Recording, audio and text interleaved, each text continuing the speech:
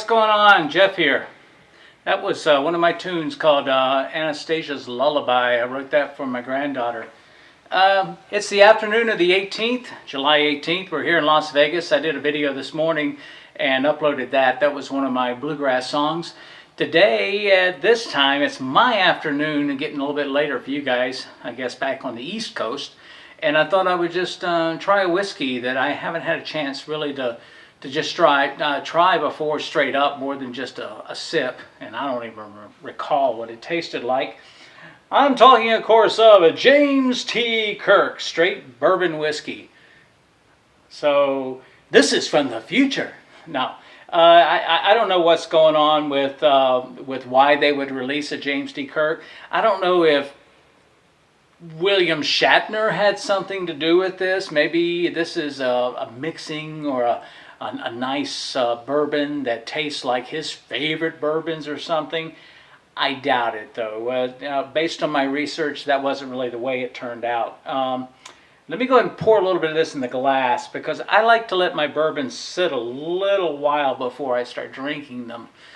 There's something about them warming up to the room and warming up in the glass that I like. And I don't know if that's the way you like to drink your bourbon, but I sort of like to let it sit for just a few minutes and breathe. I've got these Glencairn glasses. I got those from Stephen. This bottle also, I think Stephen Blair bought it, and he left it for me. So thank you, Stephen. Any bourbon, even if it's bad bourbon, which I don't know if it is yet or not, is good bourbon, and when it's free.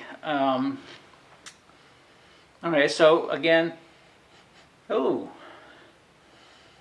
right off the bat, I'm getting some honey, and I don't really smell the cherries, but again, let's just let it sit for a second while I describe this particular bourbon. At least what I could find on it. There's not a whole lot out there. You know, you can find a whole lot of stuff about your Jim Beams and all the products that come from Jim Beam. We drink a lot of Woodford. My wife loves Woodford a lot. Maker's Mark 46.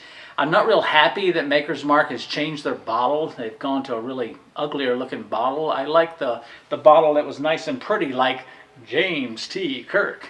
But they don't make that anymore. At least I can't find it anymore. Maybe if you can find it, let me know or make a comment about it. CBS Consumer Products puts this out. That tells you all you need to know right there. It's a marketing scheme. CBS sells all kinds of stuff for their programming. Right now, I think Star Trek is on CBS or CBS Plus or whatever that streaming service for CBS is. So, because there's 1,000 streaming services, right?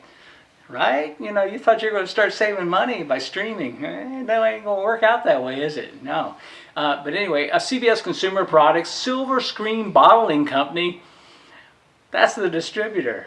So I've never heard of them before either, you know. Sounds to me like that's coming straight out of Hollywood. I thought I was drinking bourbon from Kentucky. I think I'm drinking California whiskey here. I don't know. You tell me.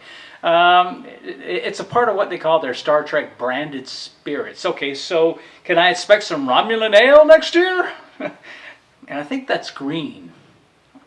I do. If I remember correctly, let's see. The scene is that I remember Bones showing up to Captain Kirk's pad. Romulan ale.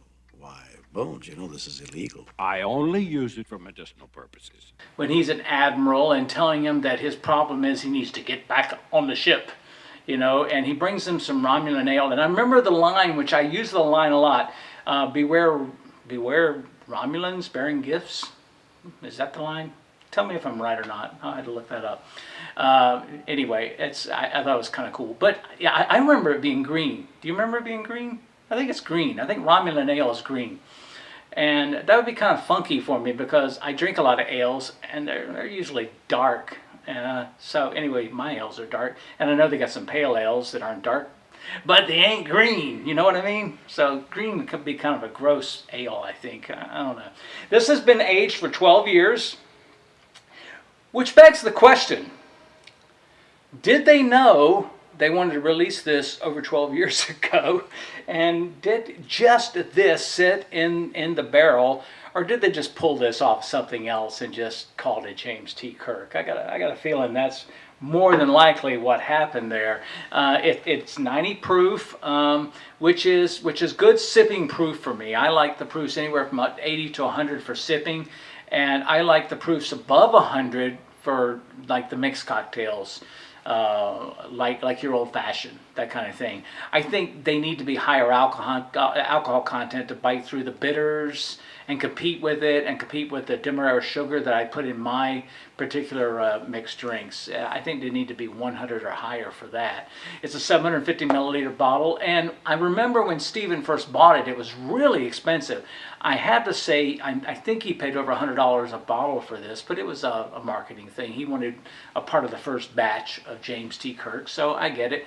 But the last I looked it up, it's coming in at about $60 a bottle if you want some of this. Oddly enough, it's not distilled in Kentucky. You don't have to be distilled in Kentucky to be a bourbon. You just have to meet the bourbon guidelines, which is so much corn in the particular, I guess, build mash of it. So they meet that qualification to be called a straight bourbon whiskey. Now, if you notice another thing I'll show you here, and you probably already know this if you drink a lot of whiskey, the EY right there means it's United States, or it's coming from Ireland. The WHISKY would be Scottish. So whenever you go out to get a Scottish whiskey, then if you're drinking Scotch, you're drinking whiskey with just a Y and no EY on it. As I said, $60. So it's sat here now for probably a good 4 or 5 minutes. Yeah, it's like whenever I make that honey water that I use for some of my mixed drinks, it smells a lot like that. So I'm definitely picking up honey. I'm not picking up any cherry, which I pick up a lot of bourbons cherry. Now, no chocolate, no vanilla. Can't believe I don't sound, but most of our bourbons that we like, of course, being that it's a Maker's Mark or a Larceny or a couple that we like, those are wheaters, and they have a lot of wheat in them. This one, nope, I'm pretty much just picking up honey off of it. So, cheers.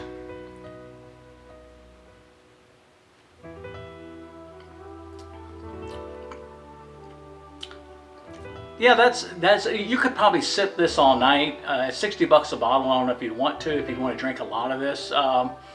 It's, for the same price. I'm a Scotch guy. I can get a couple of bottles of Black Label if I look around. Give me some Johnny Walker Black, and I'd enjoy that much better. Especially, with Johnny Walker Black, I can sip that as a blended, but at the same time, I can also mix it into like a Rusty Nail, which is one of my favorite drinks. This one just really isn't blowing up my skirt. I had to say, if I had to rate it from a 1 to 5 on whether I'd like to have it again, 5 being, oh my God, I can't wait to get another bottle, and 1 being, oh my God, I can't wait to get rid of it, I'd say it's closer to 1. It's nothing special. I certainly wouldn't pay $60 for it.